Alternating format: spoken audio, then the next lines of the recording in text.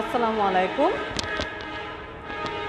দ্বাদশ শ্রেণীর সমাজবিজ্ঞান অনলাইন ক্লাসে সবাইকে স্বাগত জানিয়ে শুরু করছি আজকে পাঠ। দ্বাদশ শ্রেণীর শিক্ষার্থীদের নতুন বছর আসার পর আজকেই মনে হয় তোমাদের সাথে প্রথম ক্লাস, সেজন্য তোমাদেরকে সবাইকে জানাচ্ছি নতুন বছরের শুভেচ্ছা। তোমাদের গত ক্লাসে আমি বলেছিলাম যে তোমাদের চতুর্থ সেমিস্টারের সিলেবাস কমপ্লিট হয়েছে, আর বলেছিলাম যে নতুন বছরে তোমাদের নতুন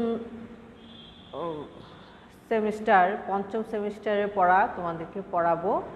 সেই হিসেবে আজকে তোমাদেরকে পঞ্চম সেমিস্টার অর্থাৎ দ্বিতীয় পত্রের পড়া, দ্বিতীয় পত্র থেকে তোমাদের পাঠদান শুরু হবে আজকে থেকে। আমার প্রত্যাশা তোমরা সকলেই প্রস্তুতি নিয়েছো, কারণ কি গত পড়াগুলো তোমরা মনোযোগ দিয়ে পড়বে, আর সামনে যে পড়া হবে সেগুলো মনোযোগ দিয়ে পড়বে, কারণ তোমাদের পরীক্ষা দিতে হবে অবশ্যই, সেজন্য তোমাদের প্রস্তুতি নিয়ে রাখতে হবে। তোমাদের পঞ্চম সেমিস্টারে দ্বিতীয় পত্র থেকে সিলেবাসটা নেওয়া হয়েছে, আর পঞ্চম সেমিস্টারে আমার যে অধ্যায় থেকে আমরা শুরু করব সেটা হচ্ছে ষষ্ঠ অধ্যায়। পঞ্চম সেমিস্টার দ্বিতীয় পত্র ষষ্ঠ অধ্যায়, আর অধ্যায়ের শিরোনাম হচ্ছে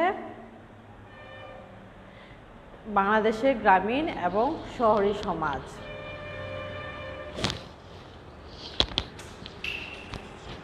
বাংলাদেশের গ্রামীণ এবং শহরি সমাজ তোমাদের পঞ্চম সেমিস্টার দ্বিতীয় পত্র থেকে নেওয়া হবে।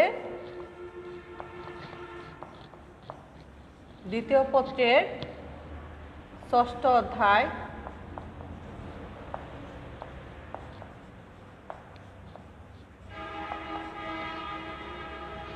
এই অধ্যায় শিরোনাম হচ্ছে বাংলাদেশের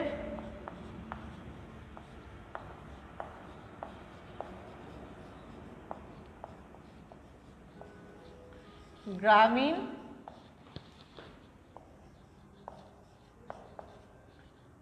এবং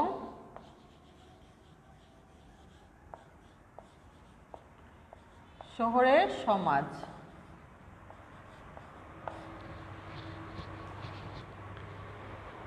এই অধ্যায় থেকে মূলত আমরা পড়ব বাংলাদেশের গ্রামীণ এবং শহরি সমাজের মূলত গ্রামীণ সমাজ ব্যবস্থার স্তরবিন্যাস এবং শহর সমাজ ব্যবস্থার স্তরবিন্যাস। আর এই পাঠে যাওয়ার আগে আমাদের জানতে হবে গ্রাম কি, গ্রাম সম্পর্কে একটু ধারণা নিতে হবে। গ্রাম সম্পর্কে ধারণা নিতে গেলে প্রথমে আমরা জানব যে গ্রাম মূলত হচ্ছে কৃষি নির্ভর একটা সমাজ ব্যবস্থা, যেখানে অর্থনীতির মূল ভিত্তি হচ্ছে কৃষি। আর বাংলাদেশের প্রায় ৭০% লোকই গ্রামে বাস করে। গ্রাম যেখানে কৃষি নির্ভর অর্থ ব্যবস্থা, সেই হিসেবে এখানকার জনসাধারণ সাধারণত কৃষিকে কেন্দ্র করেই তাদের জীবন আচার এবং তাদের যে সামাজিক রীতিনীতি নিয়মকানুন সব কিছু কৃষি ব্যবস্থাকে কেন্দ্র করেই গড়ে ওঠে। তাদের এখানে কৃষির উপরে দেখা যাবে যে তাদের জীবন আচরণটা, তাদের সংস্কৃতিটা কৃষিকে কেন্দ্র করে হওয়াতে তাদের ধর্মীয় ব্যবস্থা, রাজনীতি ব্যবস্থা সব কিছু কৃষিকে কেন্দ্র করেই হয়, অর্থনীতি ব্যবস্থা তো বটেই। তাহলে গ্রাম মূলত কি? হ্যাঁ, সমাজবিজ্ঞানী লমিস এবং বিকল একটা কথা বলেছেন যে গ্রাম হচ্ছে মূলত কৃষি নির্ভর একটা জনবসতি। তারা কৃষি বেষ্টিত জমির যেখানে বসবাস করবে সেখানে কৃষি বেষ্টিত জমিগুলো, চাষযোগ্য জমিগুলো তাদের বাড়ির আশেপাশে বিরাজমান থাকে এবং তারা কেন্দ্রে অবস্থান করে। তাহলে গ্রামীণ সমাজ ব্যবস্থার কিছু বৈশিষ্ট্যের কথা জানি। গ্রামীণ সমাজ ব্যবস্থার কিছু বৈশিষ্ট্যের মধ্যে প্রথম পড়বে এরা কৃষি নির্ভর অর্থ ব্যবস্থা, এরা সহজ সরল জীবনযাপন করে, তাদের মধ্যে শ্রেণীর স্তরবিন্যাসটা কম, এবং ভ্রাতৃত্ববোধ বেশি জোরালো, মানে জ্ঞাতি সম্পর্ক বোধটা বেশি জোরালো, এবং তারা কি বলে এটা, হ্যাঁ, এদের সামাজিক মর্যাদাটা মূলত আরোপিত মর্যাদা, এরা অর্জিত মর্যাদা নয়। বাবা দাদারা যে মর্যাদা ভোগ করেছিলেন সে পরবর্তী বংশধরেরা তার একই ধারাবাহিকতা বজায় থাকে। এখানে স্তর বিন্যাসে আধিক্যটা কম হওয়াতে সামাজিক গতিশীলতাটাও এই গ্রাম সমাজ ব্যবস্থায় কম। তাহলে আমরা জানলাম যে এদের মধ্যে গ্রামীণ বৈশিষ্ট্যের মধ্যে আরেকটা আছে যে আমেরিকান সমাজবিজ্ঞানী স্যান্ডারসন জনসংখ্যার ভিত্তিতেও কিন্তু গ্রামটাকে বিভাজন করেছেন। জনসংখ্যার ভিত্তিতে গ্রামকে বিভাজন করতে গিয়ে কী বলেছেন যে 500 জনের কম যেখানে বাস করে, মূলত কথাটা আসছে এই জন্য যে গ্রামে কিন্তু জনসংখ্যার আধিক্যটা কম, শহরের মতো না। শহরের জনসংখ্যা ঘনত্ব বেশি, কিন্তু গ্রামের জনসংখ্যার ঘনত্ব কম। সেই হিসেবে স্যান্ডারসন বলেছেন যে 500 জনের বেশি, 500 জনের থেকে কম যে এলাকায় বাস করে সেটা হচ্ছে ক্ষুদ্র গ্রাম, আর 500 থেকে 1200 লোকের বাস যে এলাকায় সেটা হচ্ছে মাঝারি গ্রাম, আর 1200 থেকে 2500-এর মতো 2500-এর লোক যেখানে বাস করে সেটা হচ্ছে বৃহৎ গ্রাম। তাহলে তোমাদের মনে রাখার জন্য আমি আবার এই বিষয়গুলো লিখে দিচ্ছি। এটা প্রশ্ন আসে যে ক্ষুদ্র গ্রামের জনসংখ্যা কত, অবজেক্টিভেও আসতে পারে, তোমাদের বহু নির্বাচনী প্রশ্নে আসতে পারে, আবার জ্ঞানমূলক প্রশ্নের মধ্যে আসতে পারে যে বৃহৎ গ্রামের জনসংখ্যা কত। মার্কিন যুক্তরাষ্ট্র ও জনসংখ্যাকে কেন্দ্র করে জনসংখ্যাকে ভাগ করতে গিয়ে জনসংখ্যার বাসস্থানের ভিত্তিতে গ্রামকে মূল্যায়ন করেছে। যেখানে 2500-এর কম লোক বাস করে সেটাকে গ্রাম বলবে। শহর এবং গ্রামটাকে পার্থক্য করতে গিয়ে মার্কিন যুক্তরাষ্ট্র বিজ্ঞানীরা বলেছেন যে 2500 সংখ্যার থেকে 2500-এর কম লোক যেখানে বাস করে সেটা হচ্ছে একটা গ্রাম। তাহলে আমরা কি জানলাম? গ্রাম হচ্ছে যেখানে কৃষি নির্ভর অর্থব্যবস্থা, যেখানে সামাজিক স্তরবিন্যাসটা কম, যেখানে শ্রেণী বৈষম্য কম, যেখানে সামাজিক গতিশীলতা কম, যেখানে ভ্রাতৃত্ববোধ বেশি এবং তাদের মধ্যে আরোপিত মর্যাদাটা ভোগ করে থাকে, আর আরোপিত না, হ্যাঁ আরোপিত মর্যাদাটা ভোগ করে থাকে, আর তাদের জনসংখ্যার ঘনত্ব কম। আর জনসংখ্যার ঘনত্ব কম হওয়াতে এখানে মূলত 500 জনের লোক বেশি, যে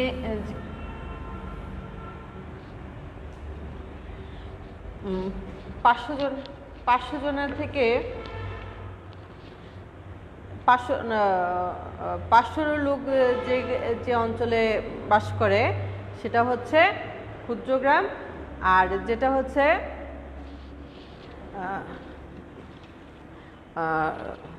500 থেকে 1200 লোকের বাস সেটা হচ্ছে মাঝারি গ্রাম, আর যেটা 1200 থেকে 2500 সেটা হচ্ছে বৃহৎ গ্রাম।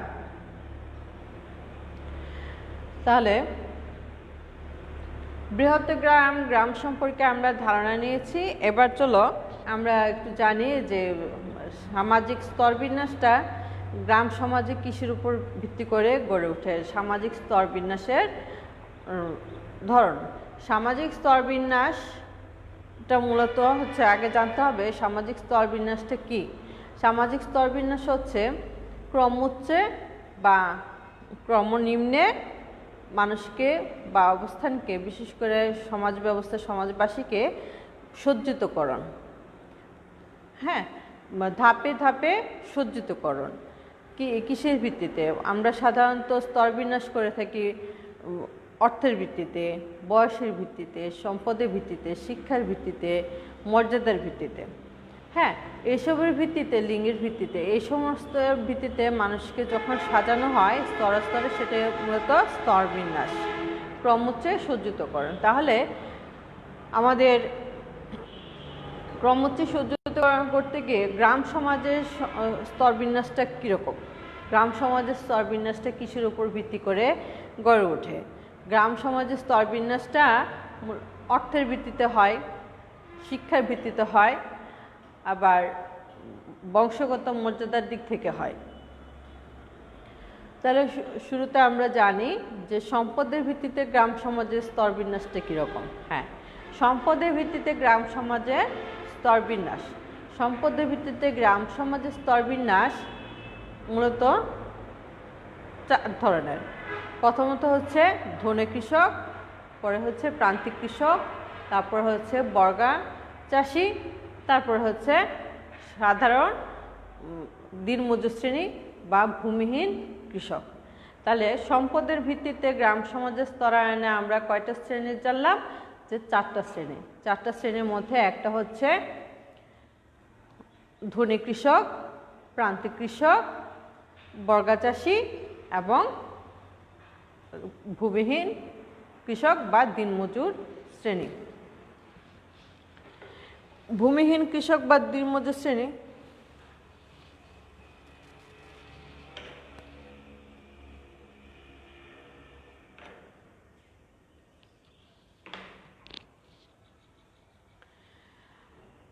ভূমিহীন কৃষক সর্বনিম্নে। তাহলে প্রথমে আছে ধনী কৃষক। এখন ধনী কৃষক কারা? ধনী কৃষক হচ্ছে মূলত যাদের মধ্যে অনেক সম্পদের মালিক। সাধারণত হিসাব করা হয়েছে যারা সাধারণত 25 একরের জমির উপরে যাদের জমি আছে তাদেরকে ধনী কৃষক বলা হয়। গ্রাম সমাজে ধনী কৃষকরা সাধারণত এরা সমাজের সকল ধরনের সুযোগ সুবিধা এরা ভোগ করে থাকে। ধনী কৃষকরা, তাদের মধ্যে অর্থের প্রাচুর্য থাকা, তাদের ছেলে মেয়েরা উচ্চশিক্ষিত হতে পারে, তারা অসুস্থ হলে উচ্চ চিকিৎসা সুচিকিৎসা পেয়ে থাকে, এমনকি তারা গ্রামীণ রাজনীতিতে এবং শহরের সাথে যোগাযোগটা এরাই রক্ষা করে থাকে। আর ধনী কৃষক পরিবার থেকেই মূলত গ্রামের রাজনীতিতে আসে, রাজনীতির ক্ষমতার কেন্দ্রে থাকে এরা। আর এদের বলেছি যে এরা তাদের ছেলে মেয়েরা উচ্চশিক্ষাটা পেয়ে থাকে, তারা অসুস্থ হলে সুচিকিৎসা পায়, উন্নত চিকিৎসা পায়, সুযোগ সুবিধা নিতে পারে। আর এরা সাধারণত বর্গা চাষি এবং ভূমিহীন কৃষকদের সাথে এদের সম্পর্কটা ভালো থাকে, এবং যারা প্রান্তিক কৃষক আছে তাদের সাথে সম্পর্কটা অনেকটা বৈরী সম্পর্ক থাকে। এ তো গেল আমাদের ধনী কৃষকদের কথা। এবার আসো আমরা যেটা জানবো সেটা হচ্ছে প্রান্তিক কৃষক। প্রান্তিক কৃষক কি? প্রান্তিক কৃষক হচ্ছে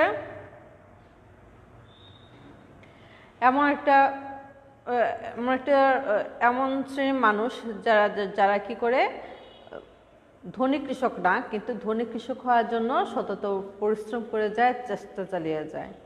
তারা আবার কি করে, তারা কাউকে জমি বর্গা দেয়ও না, কারো কাছ থেকে একা বর্গা নেয়ও না।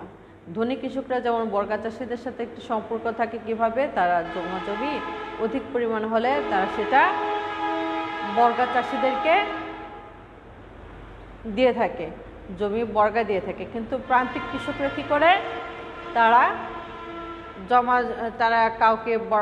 কারো কাছ থেকে এরা বর্গা নেবে না, আবার কারোর কাছ থেকে এরা বর্গা দিবেও না। এরা কারোর কাছ থেকে বর্গা নিবে না এবং কাউকে বর্গা দিবে না। প্রান্তিক কৃষকদের মূল বৈশিষ্ট্যটাই হচ্ছে এরকম, তাদের যেটুকু পরিমাণ আছে সম্পদ, ওইটুকু পরিমাণ সম্পদ দিয়ে এরা তাদের অবস্থার পরিবর্তন আনার চেষ্টা করে, তারা ধনী কৃষক হওয়ার চেষ্টা করে।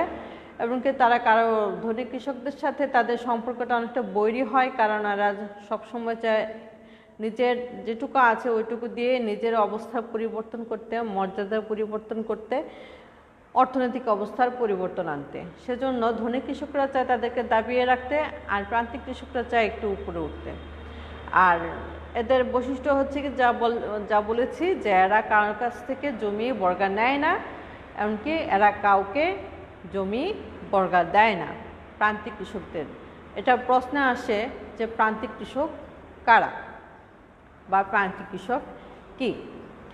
এবার আসো বর্গা চাষি। আমাদের সমাজ ব্যবস্থা, গ্রাম সমাজ ব্যবস্থায় বেশিরভাগই দেখবা ধনী কৃষক গুটি কয়েকজন আছে, বেশিরভাগই দেখবা বর্গা চাষি, এরা জমি বর্গা নিয়ে থাকে। আমাদের সমাজ ব্যবস্থায় বর্গা চাষিটা মূলত এরকম যে যার জমি, সে ফসলের আগে এক সময় ছিল এরা ফসলের দুভাগ নিত, 3 ভাগের 2 ভাগ যার জমি সে নিত, আরেক ভাগ যে জমি করতো সে নিত। এখন অবস্থাটা এরকম না, এখন অবস্থাটা উল্টে গেছে। তারপরে এটা তারপরে আসছে যে ভূমি মালিক এবং যিনি জমি করছেন, যিনি বর্গা নিয়েছেন, তিনি আধা আধি নেবেন ফসলের। ভূমি মালিকও অর্ধেক নেবেন ফসলের, আর যিনি ফসল করেছেন তিনি ফসলের অর্ধেক নেবেন। কিন্তু এখনকার সমাজ ব্যবস্থা বা এলাকা ভেদে এরকমটা আছে যে ভূমি মালিক ফসলের 1 ভাগ নেবেন, আর যিনি জমি করবেন বর্গা চাষি তিনি ফসলের 2 ভাগ নেবেন। এটা এলাকা ভেদে আছে, এমনকি অনেক বেশিরভাগ এলাকাতে এই নিয়মটা এখন প্রচলিত আছে। বর্গা চাষিরা কী করে, ধনী কৃষকদের কাছ থেকে জমি নিয়ে এরা বর্গা চাষ করে থাকে।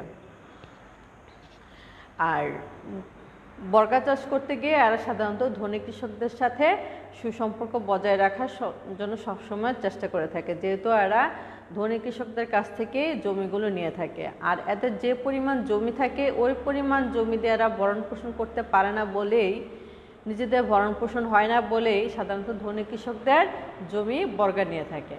আর সেজন্যেই এরা ধনী কৃষকদের সাথে সুসম্পর্ক বজায় রাখার জন্য চেষ্টা করে। আর ধনী কৃষকরাও সে কারণেই তাদেরকে অনেক সময় নীতিবিরুদ্ধ কাজও বর্গা চাষিদের দিয়ে করিয়ে থাকে গ্রামগঞ্জে, যেটা হয়ে থাকে আর কি আমাদের সমাজ ব্যবস্থায়, যে সে আমার জমি করে আমি যেমনটা বলবো সে তেমনটা বলতে বাধ্য, এরকম একটা অবস্থা হয়ে থাকে। কারণ একটা ফসল জমিতে বপন করলে দেখা যায় যে একটা নির্দিষ্ট সময় পর্যন্ত অপেক্ষা করতে হয় কৃষকদের। তার মধ্যে যদি জমির মালিক বেঁকে বসে কৃষকের অবস্থা বোঝাই যায় কতটা খারাপ অবস্থা হবে, সেজন্য করে কি বর্গা চাষিরা ওই ধনী কৃষকদের মন জুগিয়ে চলার চেষ্টা করে, যাতে জমিটা হাতছাড়া না হয়, ফসলটা হাতছাড়া না হয়। সেজন্য অনেক সময় অনৈতিক কাজগুলো ধনী কৃষকরা এদেরকে দিয়ে করিয়ে থাকে। আবার সর্বশেষ আছে কি আমাদের যে ভূমিহীন কৃষক বা দিনমজুর শ্রেণী। দিনমজুর শ্রেণী তো বোঝাই যায় এরা দিন আনে দিন খায়, এরা ধনী কৃষক পরিবার এমনকি প্রান্তিক কৃষক পরিবারে এরা মজুরির বিনিময়ে মজুরি পেয়ে থাকে, এরা কাজের বিনিময়ে খাদ্য পেয়ে থাকে, এভাবে তাদের জীবনযাপন এরা করছে। এ তো গেল গ্রামীণ সমাজ ব্যবস্থার সম্পদের ভিত্তিতে স্তরবিন্যাস। তাহলে সম্পদের ভিত্তিতে স্তরবিন্যাসে আমরা জানলাম আজকে যে 4 ধরনের শ্রেণী অস্তিত্ব আছে গ্রাম সমাজে সম্পদের ভিত্তিতে। একটা হচ্ছে ধনী কৃষক, প্রান্তিক কৃষক, বর্গা চাষি, একটা হচ্ছে ভূমিহীন কৃষক বা দিনমজুর শ্রেণী। এবার আসো যে গ্রাম সমাজের শিক্ষার ভিত্তিতে স্তরবিন্যাসটা কীরকম সেটা জানি। তো গ্রাম সমাজের শিক্ষার ভিত্তিতে স্তরবিন্যাসটা হচ্ছে, প্রথমত গ্রাম সমাজে কিছু আছে যাদের অক্ষর জ্ঞানটা আছে, মানে নিজেদের নাম দস্তখত করতে পারে। তারপরে আছে যে প্রাইমারি পাস, তারপরে আছে প্রাইমারি পাশের পরে আছে মাধ্যমিক পাস মানে হাই স্কুল পাস, যেটাকে আমরা বলি দাখিল। আবার মাদ্রাসার লাইনে আছে দাখিল। আবার মাদ্রাসা লাইনে যেটা দাখিল আছে সেটা আবার গ্রাম সমাজে আছে কি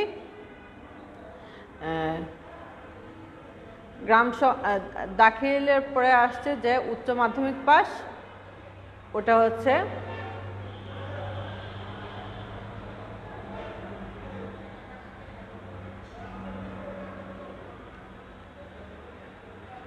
উচ্চ মাধ্যমিক পাস। পরে আছে যে আমাদের স্নাতক স্নাতক কেউ কেউ স্নাতকের সম্মান, কেউ আছে নর্মাল বিএ পাস, কেউ আছে বিকম পাস, এরকম। আবার আছে যে আমাদের স্নাতকোত্তর ডিগ্রি বা এমএ পাস। তো গ্রাম সমাজে বেশিরভাগ কী হয়, এরা বেশি আমাদের গ্রাম সমাজের শিক্ষা ব্যবস্থাটা যে আধুনিক যে শিক্ষা ব্যবস্থা ওটা থেকে অনেকটা দেখা যায় যে এরা ধর্মকেন্দ্রিক বেশি হয়ে থাকে, তাদের মধ্যে মাদ্রাসা শিক্ষাটাই বেশি থাকে। সেই হিসেবে এরা মাদ্রাসা লাইনে বেশি পড়াশোনা করে থাকে। আর মাদ্রাসা লাইনে পড়াশোনা যেহেতু এরা করে, এদের আয় রোজগার ব্যবস্থাটা সাধারণত ওইরকমই হয়ে থাকে।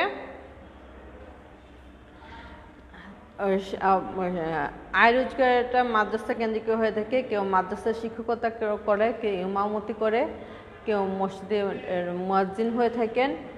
এইভাবে তাদের জীবনাচার চলে। কেউ স্কুল কলেজের শিক্ষক হয়ে থাকেন। তবে গ্রামের যে বললাম স্নাতকোত্তর বা স্নাতক সম্মান, এই শিক্ষাগুলো সাধারণত স্নাতক সম্মান, স্নাতকোত্তর ডিগ্রিগুলো সাধারণত গ্রামের ধনী কৃষক পরিবারের ছেলেমেয়েরাই বেশি শিক্ষিত হয়ে থাকে। কারণ শিক্ষা ব্যবস্থায় যে ব্যয়ভার নির্বাহ করতে হয় বা যে সচেতনতাটা আছে শিক্ষাকে কেন্দ্র করে, সেটা ধনী কৃষক পরিবারে বেশি হয়ে থাকে। ছেলে মেয়েদের পিছনে ব্যয়টা করতে সাধারণত ধনী কৃষক পরিবারে ব্যাগ পেতে হয় না বলে তাদের ছেলে মেয়েরা উচ্চতর শিক্ষাটা বেশি পেয়ে থাকে। তবে বর্তমানে প্রান্তিক কৃষক পরিবারের ছেলে মেয়েরাও কিন্তু শিক্ষিত, উচ্চশিক্ষিত হচ্ছে। তারা সাধারণত নানা স্কুল কলেজে এমনকি বিভিন্ন চাকরি বাকরি করে জীবনযাপন করার স্বপ্ন দেখছে, এমনকি করে যাচ্ছে। তাহলে শিক্ষার ব্যাপারে কতটা গ্রামীণ সমাজের শিক্ষার ভিত্তিতে গ্রামীণ সমাজের স্তর বিন্যাসে আমরা কি জানলাম, যে প্রথমত এরা নিজেদের নাম লিখতে পারে, তারপরে প্রাইমারি শিক্ষা, তারপরে দাখিল বা আমাদের মাধ্যমিক শিক্ষা, তারপরে আছে উচ্চ মাধ্যমিক বা আলিম শিক্ষা, তারপর হচ্ছে স্নাতকোত্তর, স্নাতক বা স্নাতক সম্মান বা ফাজিল শিক্ষা ব্যবস্থা মাদ্রাসা লাইনে, তারপরে আছে যে কামিল বা উচ্চতর স্নাতকোত্তর ডিগ্রি। কয়টা স্তর? 6টা স্তর। এই গেল আমাদের গ্রামীণ সামাজিক স্তরবিন্যাসে শিক্ষার দিক থেকে স্তরায়ন। তারপরে আছে যে ক্ষমতার ভিত্তিতে গ্রাম সমাজের স্তরবিন্যাস। ক্ষমতার ভিত্তিতে গ্রাম সমাজের স্তরবিন্যাসে প্রথমে আসবে যে ইউনিয়ন পরিষদের চেয়ারম্যান ও মেম্বার, তারপরে আছে গ্রামীণ মোড়ল বা মাতব্বর, পাড়া বা কোনো দলের নেতৃস্থানীয় ব্যক্তিবর্গ, তারপর আছে নেতৃত্ব সম্পর্কে সজাগ এবং সক্রিয় গ্রাম সদস্য, গ্রামীণ নেতৃত্বে উদাসীন সাধারণ জনগণ। তাহলে আমরা কি জানলাম, যে ক্ষমতার ভিত্তিতে গ্রাম সমাজের স্তরায়নে প্রথমত আসবে কি গ্রামীণ ইউনিয়ন পরিষদের চেয়ারম্যান মেম্বার। আর ইউনিয়ন পরিষদের চেয়ারম্যান মেম্বার সাধারণত গ্রামীণ ধনী কৃষক পরিবার থেকে আসছে। সদস্যরা সাধারণত গ্রামীণ ইউনিয়ন পরিষদের চেয়ারম্যান মেম্বার হয়ে থাকে এবং তারা গ্রামের অবকাঠামোগত উন্নয়ন, সালিশ দরবারের বিচার কাজে এরাই সাধারণত ভূমিকা রাখেন। অবকাঠামোগত উন্নয়নের সাথে সাথে গ্রাম সমাজের শান্তি শৃঙ্খলা রক্ষা, গ্রামের আইন শৃঙ্খলা রক্ষা করে থাকে, গ্রামের সালিশ দরবার মিটমাট করে থাকে এই ইউনিয়ন পরিষদের চেয়ারম্যান মেম্বাররা। এমনকি তারা শহর পর্যায়ে যে কেন্দ্রীয় পর্যায়ে যে নেতৃত্ব আছে সেখানে তাদের যোগাযোগটা সম্পন্ন করে থাকে। আর এই যোগাযোগটা সম্পন্ন করতে গিয়ে সাধারণত মূলত এরা কারা? গ্রাম সমাজের ধনী কৃষক পরিবারের সদস্যরাই মূলত গ্রাম সমাজে ইউনিয়ন পরিষদের চেয়ারম্যান মেম্বার হয়ে থাকে, যেটা শহরের উচ্চতর নেতৃবর্গের সাথে এরা যোগাযোগটা রক্ষা করে থাকে। তারপরে আসছে কারা? যে মোড়ল বা মাতব্বর। মোড়ল বা মাতব্বর শ্রেণীর লোকটা মূলত ধনী কৃষক পরিবারের সদস্য হয়ে থাকে। এখানে প্রান্তিক কৃষক পরিবারের সদস্যরাও থাকে, তারা বেশ সচেতন থাকে। গ্রামের সালিশ দরবারগুলো এরা মিটমাট করে থাকে, কিংবা ইউনিয়ন পরিষদের চেয়ারম্যান মেম্বারদের সাথে এরা যোগাযোগ রক্ষা করে থাকে। গ্রামের আয় উন্নতিতে এবং সালিশ দরবারে এরা নেতৃত্ব দিয়ে থাকে। পরে হচ্ছে যে নেতৃত্ব সম্পর্কে সজাগ দৃষ্টি রাখে এরকম একটা শ্রেণী, যে পাড়ার প্রত্যেকটা পাড়ারই নেতৃত্বকে বিভিন্ন পাড়ার প্রতিবেশী প্রত্যেকটা পাড়ার ইয়েদের মধ্যে নেতৃত্বের দেওয়ার জন্য কিছু লোক থাকে, যারা সাধারণত গ্রামের মোড়ল বা মাতব্বরদের সাথে প্রভাব বিস্তার করে তাদের সালিশ দরবারে যোগাযোগ রাখতে পারে। কিন্তু এরা কি করে, মোড়ল মাতব্বররা যেমন সালিশ দরবারে নিজেদের কর্তৃত্বটা বজায় রাখতে পারে, এই শ্রেণীর লোকরা যে পাড়ার যে নেতৃস্থানীয় সজাগ যে লোক আছে তারা কিন্তু সালিশ দরবারে ওই প্রভাবটা কাটাতে পারে না, কিন্তু নিজেদের মতামতটা দিতে পারে এবং সাধারণত তারা বেশ সচেতন শ্রেণী হয়ে থাকে। তারপরে আছে যে গ্রামের সাধারণ শ্রেণী, যারা কি করে গ্রাম সমাজ ব্যবস্থায় এরা নেতৃত্ব সম্পর্কে উদাসীন। এরা সাধারণত সালিশ দরবারে যায় না, কিংবা এ নিয়ে তাদের কোনো চিন্তাও থাকে না। গেলেও দেখা যায় যে নীরব দর্শকের মতো থাকে, কোনো প্রকার মতামত দিয়ে থাকে না। এই গেল ক্ষমতার ভিত্তিতে স্তর বিন্যাস। তাহলে এবার আমরা কি জানবো? এবার জানবো আমরা গ্রাম সমাজে ক্ষমতা সম্পর্কে যে স্তর বিন্যাসটা আছে সেটা জানলাম। এবার জানবো আমরা বংশগত সম্পর্কে যে স্তর বিন্যাসটা হয়। গ্রাম সমাজে আমরা কি বলেছি, গ্রামের বৈশিষ্ট্যে আমরা পড়েছি যে গ্রাম সমাজে কেয়ারা আরোপিত মর্যাদাটা বেশি ভোগ করে থাকে। আরোপিত মর্যাদার কথা এখানে আসছে এই জন্য যে এখানে গ্রাম সমাজে বংশীয় একটা প্রভাব বিস্তার করে। গ্রাম সমাজে মানুষ সাধারণত বাবা দাদাদের মর্যাদা নিয়ে পরবর্তী বংশধরেরা বেশ মর্যাদা পায় সমাজ ব্যবস্থার মধ্যে। তো সেরকম গ্রাম সমাজের ব্যবস্থা একটা কথা বলে থাকে যে নদী মরে গেছে তো কি হয়েছে, মরা নদীরও একটা রেখা থেকে যায়। সেই হিসেবে গ্রাম সমাজে বংশীয় মর্যাদাটা ঠিক এরকমই। তবে একটা সময় এর প্রভাবটা বেশি ছিল, এখন এই প্রভাবটা অনেকটা কমে গেছে। এখন মানুষ সচেতন হওয়াতে যা আরোপিত মর্যাদার থেকে অর্জিত মর্যাদাটাই বেশি প্রাধান্য পাচ্ছে এবং যুগ যুগ ধরে এটার লুপ পেতে যাচ্ছে। যে একটা সময় ছিল সৈয়দ, পাঠান, চৌধুরী, এদের এলাকা ভিত্তিক এদের বেশ মর্যাদা, শান শৌকত, যে ভাবগাম্ভীর্যটা ছিল আগে গ্রামে, এখনকার সমাজ ব্যবস্থাটা অনেকটা তার উল্টে যাচ্ছে। যে বংশ মর্যাদাটা থেকে অর্জিত মর্যাদাটাকে বেশি প্রাধান্য দিচ্ছে। মানুষ তাদের ক্ষমতার বলে, অর্থের বলে, শিক্ষার বলে তারা অবস্থার পরিবর্তন করছে গ্রাম সমাজের সদস্যরা।